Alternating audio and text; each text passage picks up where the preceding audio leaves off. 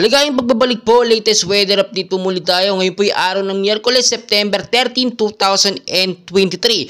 So patuloy pa rin po natin binabantayan. Ito nga pong dalawang active low pressure area, isa sa labas ng PAR at isa naman po nasa loob. Ito pong nasa loob ng PAR, ngayon po estimated na may layo pong 710 kilometers east of Itbayat, Batanes pa rin po yan.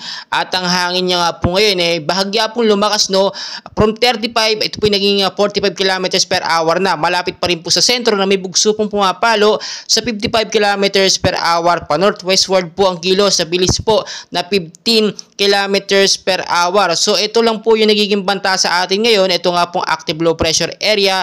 As of now, hindi pa naman po ito nagiging banta or tropical storm. Hindi pa ito bagyo, pero hindi po natin inaalis yung mga posibilidad na ito po maging isang ganap na bagyo sa paglipas lamang po ng ilang mga oras or ilang araw hanggat nasa loob pa siya ng PAR. Kung titignan nyo po mabuti, nagbabago po ang kanyang direksyon, gumagalaw na po siya, pero yung hangin niya po ay mahina pa rin. Naglalaro lamang siya from 35 to 45 kilometers per hour, which is wala namang epekto sa ating bansa. Ang nararanasan po natin na malakas sa pag-ulan na may kasamang pagkulog at pagkidlat, minsan malakas ang hangin tuwing hapon po hanggang sa gabi.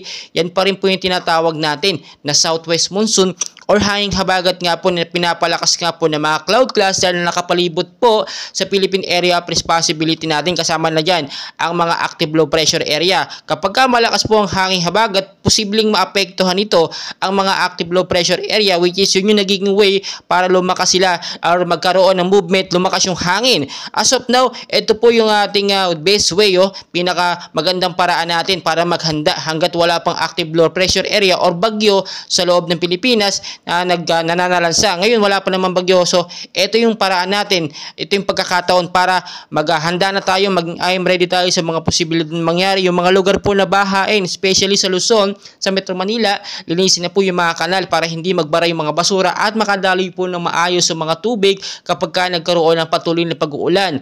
Gayon din po sa matataas na mga lugar, kapag alam nating may warnings or malakas na pag-uulan, umiwas na po kayo sa matataas na lugar, especially sa bandang Baguio na lagi naman po nagkakaroon ng landslide dahil nga po sa patuloy na pag-uulan. Lalambot ang lupa at po yung nagiging cause ng landslide. Ngayon po, maging I'm ready po tayo sa mga posibilidad dahil expected natin, rainy season na nga po, September 5 to 10 na typhoons po ang posibleng pumasok sa ating bansa. So marami pa tayong kaganapan, and please, ako po yung nakikiusap sa inyo, paki-like, subscribe, kahit na rin po ng notification bell. Kung hindi naman nakakasama sa inyo, paki-share na rin sa ating mga loved ones para aware po sila sa ating binabantayang bagyo.